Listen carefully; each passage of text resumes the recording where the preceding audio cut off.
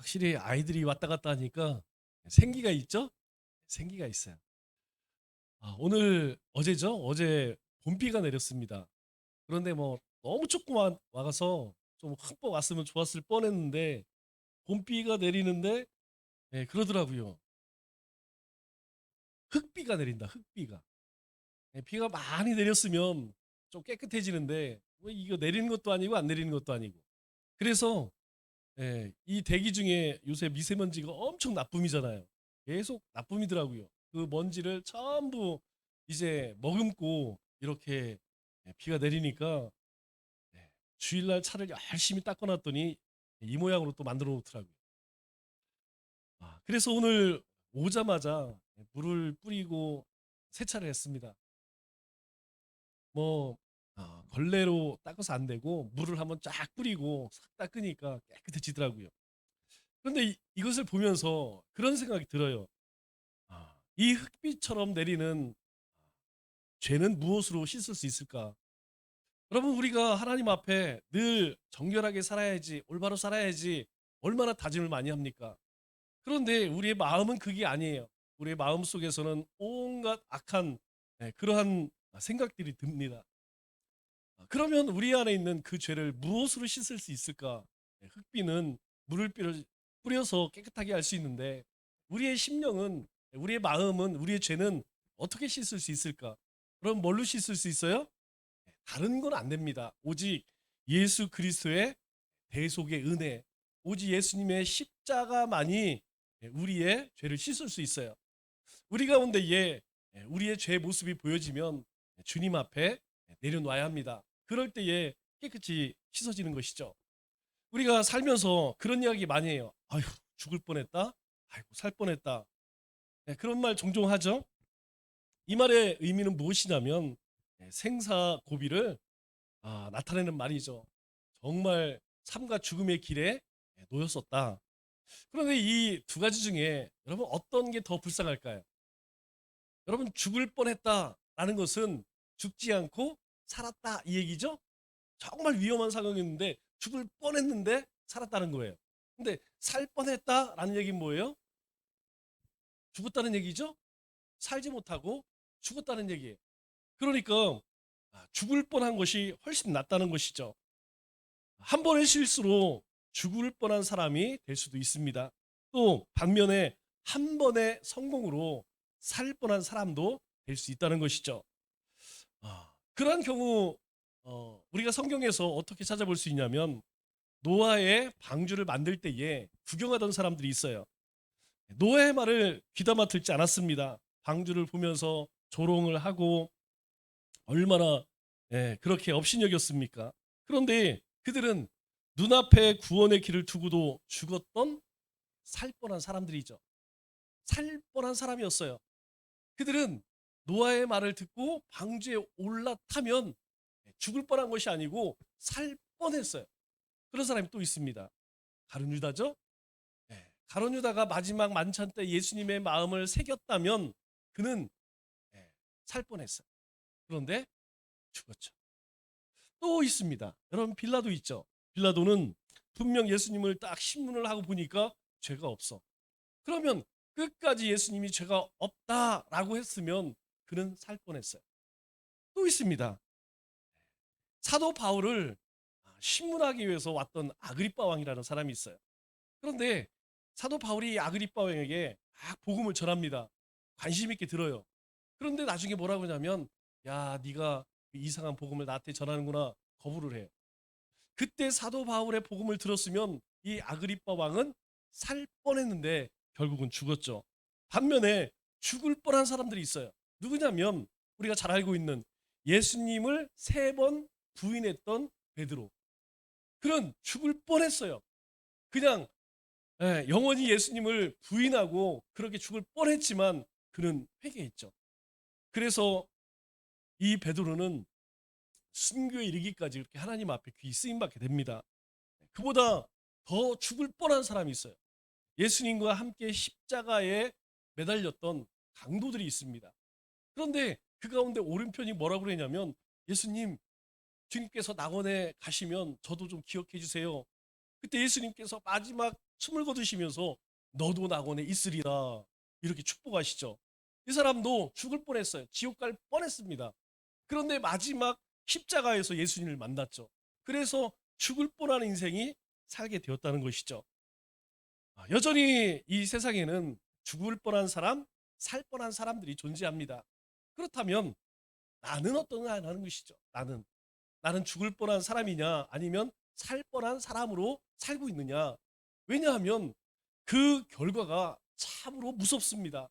하나는 하나님의 나라에서, 하나는 영원한 심판 가운데에 그렇게 나뉘게 된다는 것이죠. 예수님께서도 세례를 받으셨습니다. 사실 예수님은 세례 안 받으셔도 돼요. 예수님은 죄가 있어서 세례를 받은 것이 아니고 온 인류의 죄를 대신하여서 예수님이 세례를 받으신 것이죠. 그러면 예수님이 세례를 받으시고 나서 어떤 결과가 나타났는가? 오늘 16절 상반절 말씀을 보니까 이렇게 이야기합니다. 예수님이 세례를 받으셨어요. 그리고 이제 물에서 올라오실 때 첫 번째 사건이 무엇이 하면 하늘이 열렸대요. 하늘이 열렸다. 하늘이 열렸다는 것은 우리가 성령의 인치심을 받았다라는 의미입니다. 여러분, 인친다는 게 뭐예요? 도장을 찍는다라는 것이죠. 우리 에스겔서 1장 1절을 보면 첫 마디가 무엇이냐면 이렇게 이야기해요. 하나님께서 이 에스겔이 포로로 끌려갔을 때에 그릴 강가에서 무엇을 보여주세요. 그런데 뭘 보여주자면 하늘이 열리고 하나님의 모습을 보여주십니다. 하나님이 어디에 계신데 이 하늘이 열려야만 하나님을 볼 수 있다는 것이죠. 또 사도행전 7장 56절 이하의 말씀을 보면 스데반이 이제 막 돌에 맞아 죽게 되죠. 그 죽음에 이를 때에 하늘이 열려서 보좌 우편에 계신 하나님을 보게 됩니다. 사도 요한도 마찬가지예요. 요한 계시록을 보면 사도 요한이 이 계시록을 쓸 때에 여러 가지 하늘 환상을 보게 됩니다. 사도 바울도 마찬가지예요. 사도 바울도 고린도 후서 12장에 보면 그가 다른 사람을 이야기하는 것처럼 이야기를 하지만 자기도 셋째 하늘에 이끌려 가서 그곳에서 하나님의 영광의 보좌를 보았다고. 그러나 뭐 그것은 누구든지 믿거나 말거나라는 것이죠. 그것은 하나님이 자신에게 주신 은혜라는 것입니다. 이런 말씀들을 종합해 보면 참으로 구원받은 성도, 또 진정한 하나님의 세례를 경험한 사람들은 이 하늘이 열리는 경험을 한다는 것이죠. 그렇다면 우리가 하늘이 열린다, 무슨 의미일까요? 여러분, 우리가 식당을 가기 위해서, 아니 이 마당에 누가 서 있어요. 그런데 이 문이 열리지 않으면 볼 수 있을까요?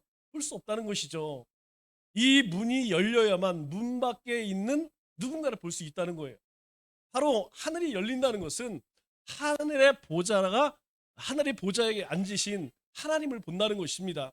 그러면 우리가 하나님을 볼 수 있을까요? 예, 하나님을 볼 수 없습니다. 하나님은 완전하신 분이기 때문에, 거룩한 분이기 때문에 우리가 보면 그 거룩함 앞에서 우리는 죽을 수밖에 없어요. 그렇기 때문에 이 하늘문이 열린다는 것은 하나님의 계시가 보여진다. 그리고 하나님의 뜻이 보여진다. 하나님의 계획이 보여진다. 그것이 이 땅 가운데 어떻게 이루어지는지, 어떻게 하나님께서 그 하나님의 뜻을, 하나님의 섭리를, 하나님의 계획을 이루어가는지 그것들이 보여진다는 의미예요. 즉 세상 사람들은 하나님이 보여지지 않기 때문에 자신의 멋대로 살아갑니다.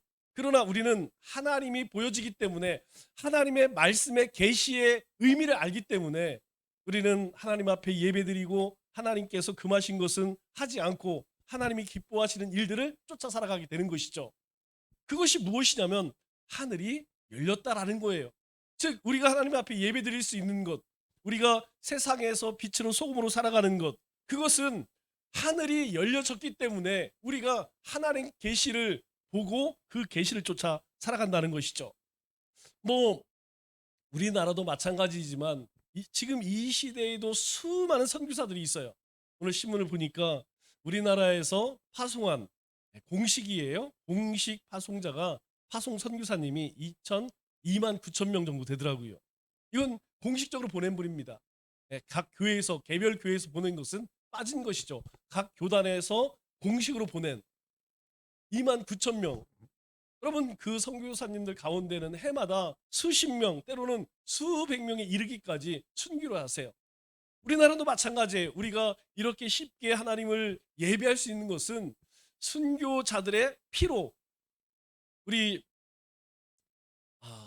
구한말에 복음이 들어왔을 때에 처음에는 호의적이었지만 굉장한 핍박이 있었어요.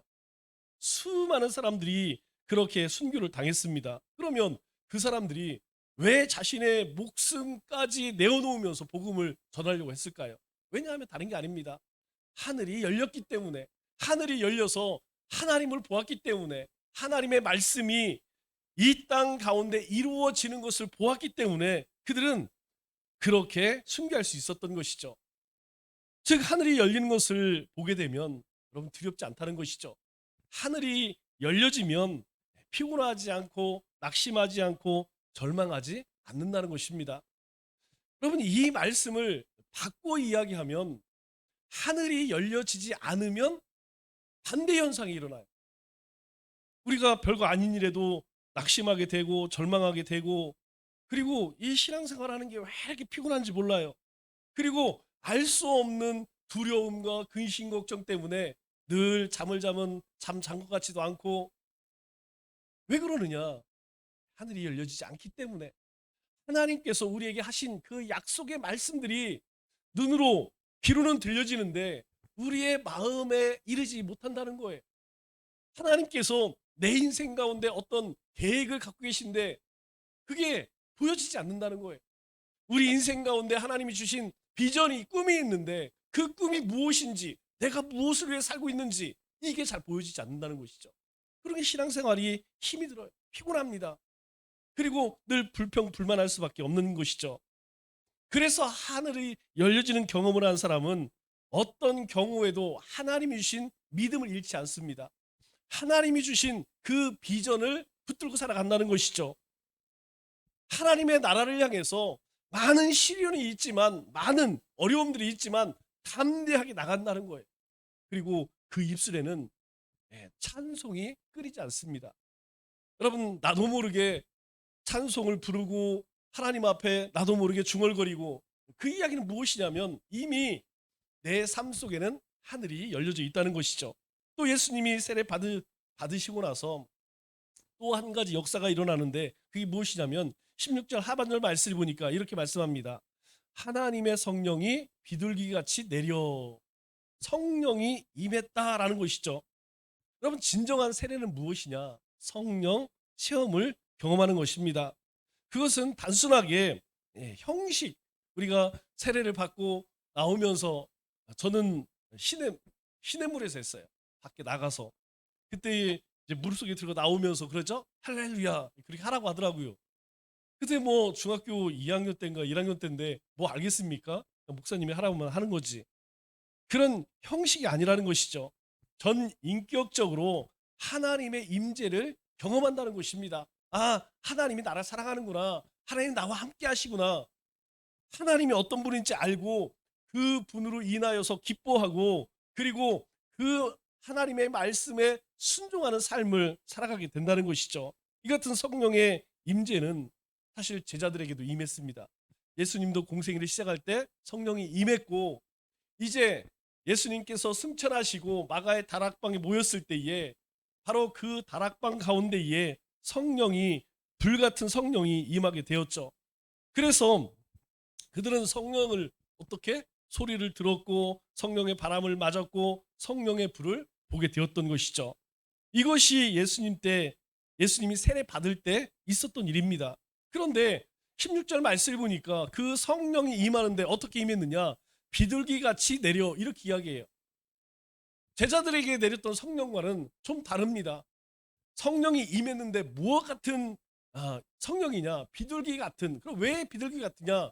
비둘기가 상징하는 것이 있죠. 비둘기가 상징하는 세 가지가 무엇이냐면, 첫째는 평화입니다. 둘째는 온유함과 셋째는 겸손이에요. 여러분 이거 어디서 많이 들어본 것 같지 않아요? 예수님께서 나는, 예수님을 소개할 때 그렇게 이야기해요. 나는 온유하고 겸손하니 그렇게 이야기합니다. 여러분 예수님이 오심으로 인하여서 우리는 하나님과 화목하게 되었고 하나님 앞에 나아가게 된 거예요.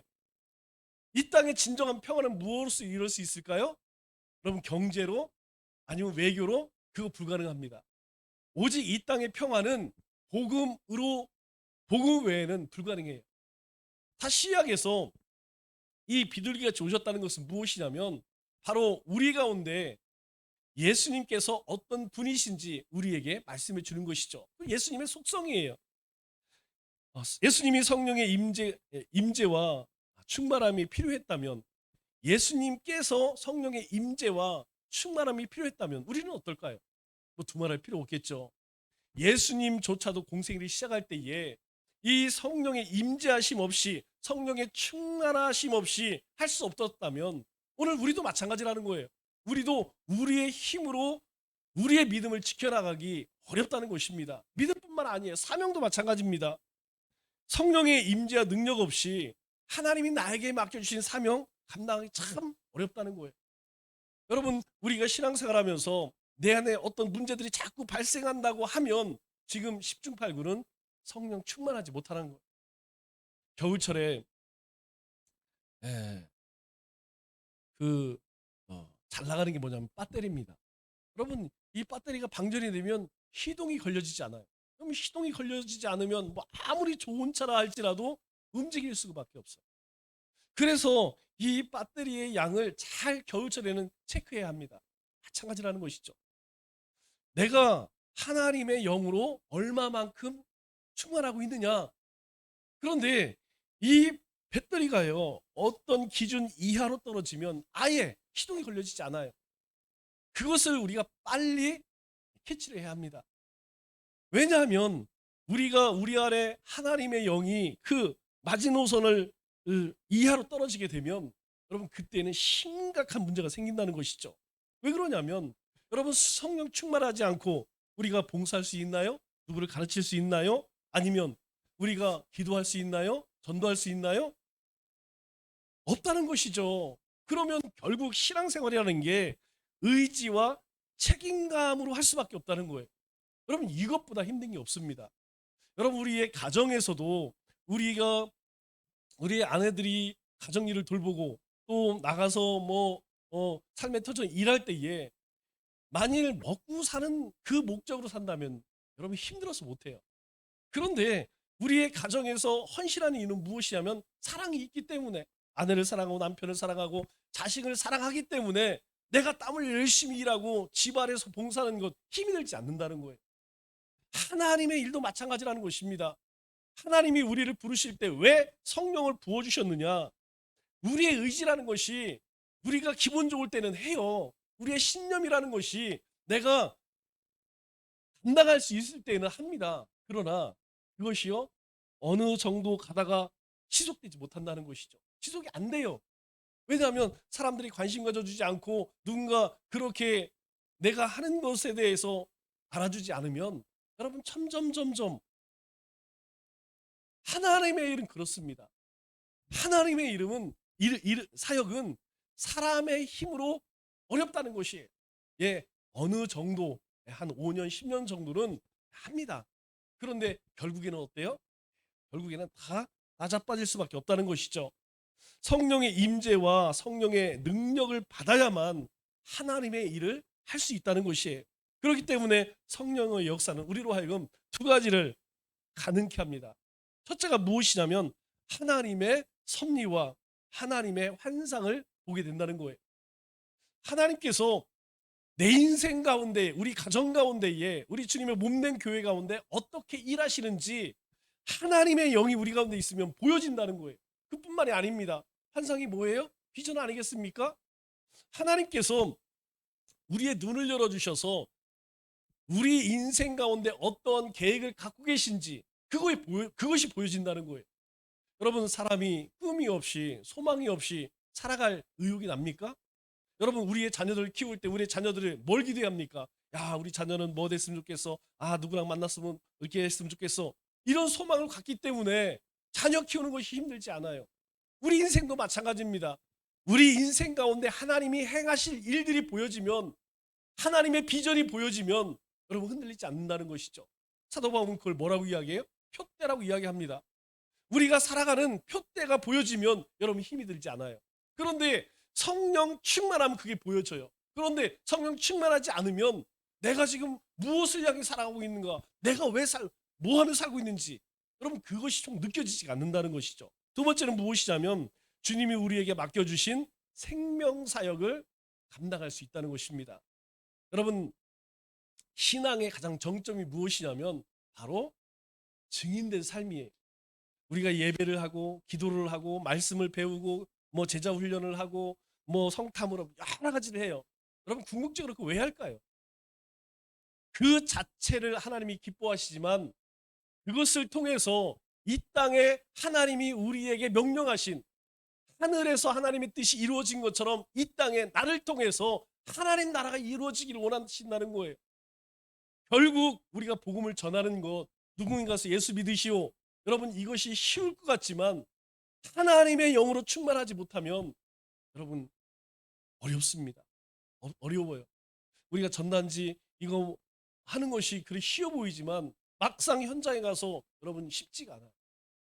제가 오늘 점심때 잠깐 나갔다 들어오면서 로비를 보니까 전도지 15개를 제가 올려놨어요. 지난주에. 그런데 오늘 보니까 7개밖에 안 남았어. 누군가 8개를 가져가서 전도를 하고 왔더라고요. 누군지는 모르겠어요. 네, 제 눈에는 늘 그것만 보입니다. 아, 우리 100일 전도지 갖고 다니기, 몇 장이나 나갔나. 여러분 제가 세워놓고 20장을 올려놓으면 남은 것, 그러면 계산이 나오겠죠. 남은 것이 9장이다. 11명이 가져간 거예요. 15개 전도지 봉지 이렇게 해놓는데 7개가 남아있으면 누군가 8개를 가져간 거겠죠. 여러분 그것이 쉬워 보이지만 결국 쉽지 않다는 것이죠. 왜 그러냐면 이 전도는 영적인 싸움입니다. 최전방에서 악한 마귀 사탄, 공중 권세 잡은 자들과 싸움이기 때문에 우리가 마음을 먹을 때부터 사탄이 역사해. 야, 네가 무슨 전도를 해? 여러분 나가면 말이 안 나와, 말이 안 나와. 내일부터 하자, 내일부터. 내일 못 했어요? 다음 주부터 하자. 다음 달부터 하자. 이런 것이 무엇이냐면 바로 복음 전하는 겁니다. 그렇기 때문에 이 성령 충만하지 않고는 절대로 증인된 삶을 살기가 어려워요. 그래서 사도행전 1장 8절에 뭐라고 이야기합니까? 너희 가운데 성령이 임하시면 너희가 권능을 받고, 여러분 그 권능이 무엇입니까? 권능의 헬라어가 다이너마이트예요. 다이너마이트 아시죠? 예, 다이너마이트. 불 붙이면 바위를 폭파하는, 우리가 저 채석장에서 바오 때려할 때에 여러분 어떻게 때납니까? 그때 쓰는 것이 다이너마이트 아니겠어요? 성령이 임하면 우리 가운데에 이 다이너마이트 같은 권능을 갖게 된다는 거예요. 그때 비로소 예루살렘과 유대와 사마리아 땅끝까지 나가서 내 증인이 될 수 있다는 것입니다. 여러분 하나님 가장 기뻐하시는 것이 무엇이에요? 하나님 가장 기뻐하시는 것은 무엇이냐면 우리에게 말씀하신 것, 우리로 하여금 예배하고 기도하고 복음 전하고 세상의 빛으로 소금으로 살고 빛된 자녀로 사는 것, 하나님이 그런 삶을 살 때에 하나님이 가장 기뻐하신다는 거예요. 그것이 바로 하나님 영광을 받으시는 겁니다. 우리가 그런 일을 하기 위해서 어떻게 해야 할까요? 예, 하나님의 영으로 충만해야 한다는 것이죠. 그렇게 성령이 임할 때에 어떤 일이 일어났습니까? 17절에 보니까 하늘에서 소리가 들리는데 어떤 소리가 들리느냐? 내 사랑하는 아들이요 내 기뻐하는 자라. 이 말의 의미는 하나님께서 하늘에서 예수님에 대해서 확인해 주는 거예요. 예수님의 신분에 대해서 하나님이 친히 말씀해 주는 것입니다. 그런데 이 말씀은요, 시편 2편과 이사야 42편에 이미 하나님께서 말씀하셨던 것이 성취되어지는 거예요. 하나님께서 이미 다윗을 통하여서, 이사야를 통하여서 700년, 800년 전에 하나님께서 말씀하셨습니다. 그런데요, 보세요. 예수님이 세례를 받으실 때 성령이 임했고, 성령이 임하니까 하나님의 음성이 들렸어요. 여러분 여기서 우리가 발견할 수 있는 게 무엇입니까? 예수님의 세례, 성령의 임재, 하나님의 음성. 여기에 뭐가 등장하냐면 성부, 성자, 성령님이 등장해요. 성부, 성자, 성령을 우리는 뭐라고 이야기하죠? 삼위일체 하나님 이렇게 이야기합니다. 이 삼위일체 하나님을 구약에서는 엘로힘이라고 이야기해요. 야훼라고 하지 않고 엘로힘이라고 이야기합니다. 이 엘로힘은 복수이고 이 엘로힘의 단어가 어디에 나오냐면 창세기에 하나님이 세상을 만드실 때에 태초에 하나님이 천지를 창조하시니라 할 때 그 하나님이 야훼가 아니라 여호와가 아니라 엘로힘이라는 거예요. 이 성부, 성자, 성령님께서 함께 세상을 지으셨다. 그때 쓰인 단어가 엘로힘입니다. 그런데 오늘 이 땅 가운데 예수님께서 공생애를 시작하고 그리고 세례를 받으실 때 이 삼위일체 하나님께서 바로 이 예수님 가운데, 이 세례 가운데 역사하셨다는 거예요. 여러분, 이것은 엄청난 사건입니다. 왜냐하면 하나님은 우리가 어떤 하나님이라고 이야기하죠? 창조주 하나님이라고 이야기해요. 그 창조주 하나님이 우리를 구원하시기 위해서 오신 예수님을 구원자 예수님이라고 이야기합니다. 그리고 예수님이 이 땅을 떠나면서 우리 가운데 보혜사 성령님을 주셨어요. 우리를 곁에서 도우시는 분, 우리를 구원하신 분, 온 세상을 만드신 그 성부, 성자, 성령 하나님께서 오늘 이 세례의 현장 가운데 임하셨다는 것이죠. 그러면 여기 계신 분들 가운데에 최근에 등록하신 분들 빼고는 성령 세례 안 받으신 분이 계신가요? 아니요. 우리 다 받았어요.